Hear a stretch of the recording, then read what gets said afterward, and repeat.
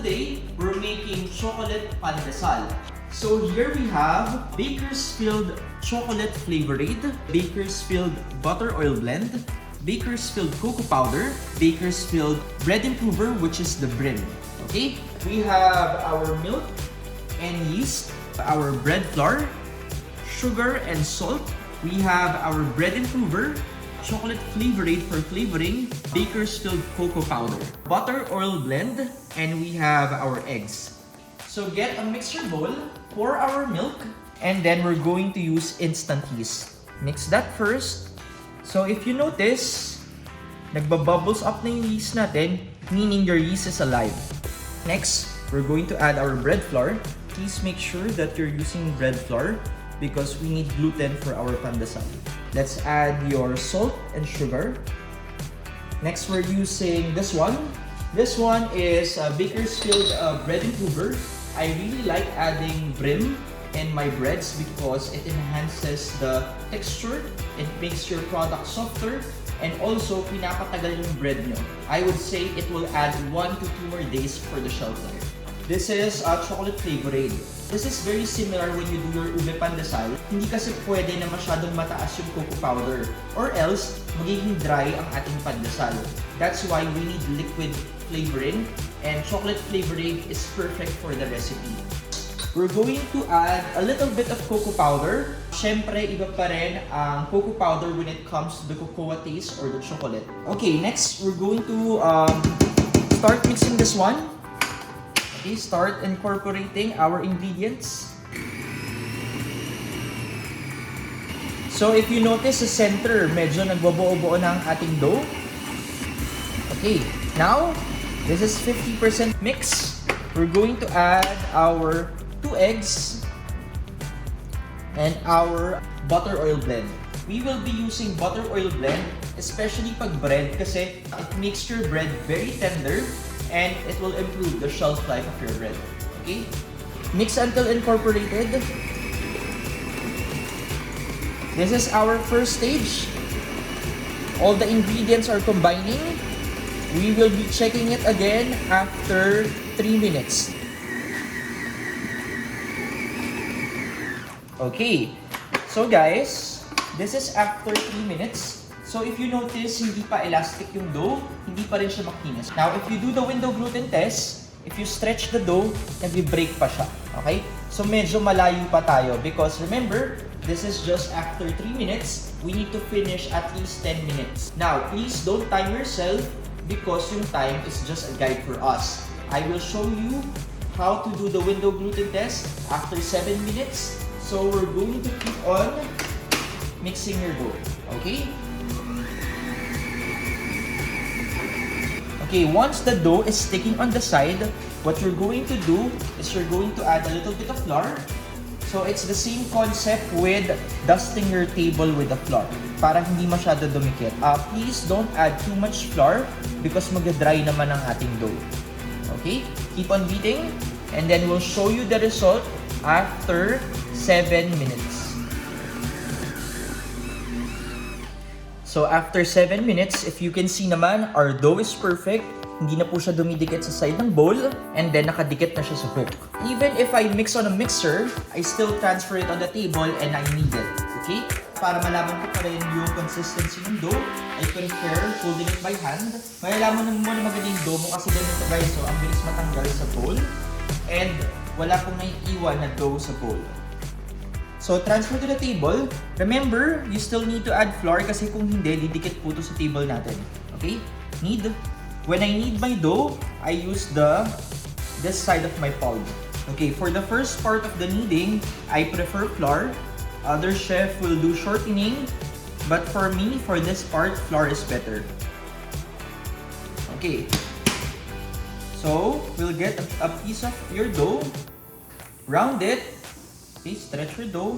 If it's stretching, meaning this is window gluten test. Okay? Now, let's do your tucking. When you say tucking, stretch the dough sa ilalim. Tuck it like that. Okay? I rotate, tuck, I rotate, tuck, I rotate. Hanggang maging makinis yung surface ng dough natin. Remember, when you tuck, nasa-stretch po yung dough. transfer it in a bowl with shortening. Okay, look at the size. This will double or triple after an hour of proofing. And then we'll cover it with a cling wrap. So this is good. Proof for 1 hour. Okay, so while our pandesal dough is proofing, we're going to start with our filling. So for today, we have 2 types of filling. Our Yema Fudge-It and our chocolate Fudge-It. And of course, we're going to add Cremidor custard mix because these two are made para may icing ng cake, okay? So this one, we will use it as a filling, so we need it to be more stabilized, or when you say more stabilized, hindi siya natutunaw agad sa loob ng ating bread, okay? That's why we're going to add our Eezy Mix Cremidor custard mix, okay? This is for flavor and stabilizer for our filling, okay? Let's start with our chocolate Fudge-It. Okay, add your Cremidor, okay? So this is actually 500 grams and then I added 30 grams of Cremidor. Just fold it with your spatula, rubber spatula. Okay, chill for a bit. I would say 5 to 10 minutes and then it's ready to pipe as a filling. No need for a mixer, guys. Folding will do. And then I will transfer it into a piping bag and use it as a filling. Okay, good. Next, our Yema. Okay, so this is our Yema Fudge-It. Add your Cremidor. Same method, we're going to fold, chill, and then place it in the piping bag. Okay? Okay, so after 1 hour, our dough is fully developed. Okay? Now we're going to do the punch, scale, and round. Brush your table with shortening.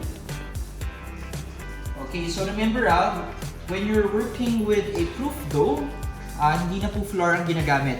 Shortening na po. Transfer your dough in the table. So, obviously naman, nag-triple siya in size, diba? Next, you say punch or fold. When you say punch, ganito lang po. Or you can do just fold it. Okay? And then we're going to divide or to scale. So ako, I like to measure my dough para saktong-sakto yung sizes. Okay, let's measure 59, 60, 61 is okay. And then what you're going to do is you're going to round that. Okay, form a letter C. Put your hands like this. Make sure tatama po sa dito and tatama din dito. Round your dough until the dough stretches. Okay? And then put it on a prepared pan with parchment paper. Now, after rounding all your dough, what we're going to do is to get a towel, cover that, and then we're going to cook for 25 minutes before we do the filling. Okay, so after 25 minutes, this is the result of our proof pandesal. Okay, now we're going to start filling your pandesal. So we have 2 fillings here. This is our Fudge-It with Cremidor, and this is our Yema with Cremidor. Okay, brush your table with shortening again. Start with this one, flatten your dough. Okay, next, pipe your filling in the center. Close it like a dumpling. Okay, close. Close it first, and then round your dough like that. Not too much because you don't want it to stretch. And then place it in your breadcrumbs. Okay? Syempre lumiit siya, guys, because we take out the air inside. So let's do a more social version. Okay? Pipe the center. You can also add Bakersfield dark chocolate buttons in the center. Okay? Close your dough. Run it in your breadcrumbs. Okay, next let's do your Yema filling. Pipe your Yema filling in the center. So this will be chocolate Yema. Next, we can do a combination of Yema and chocolate. We'll do half Yema and half chocolate. Close. Let's do naman Yema with your coverture chocolate. So after that, we will cover it with towel. And then we're going to proof it for 25 minutes again before we bake. Okay? Okay, so after proofing for 25 minutes, This is the final look of our chocolate pandesal. Okay. It expanded by 10 to 20%, and then we will bake this one. Remember, when you bake this one, it will expand more to 30 to 40% of its size. So now bake this one at 350 degrees Fahrenheit for 15 to 20 minutes. Here are our final product. Let's start with the pure chocolate pandesal with chocolate Fudge-It. Okay, we're going to break it.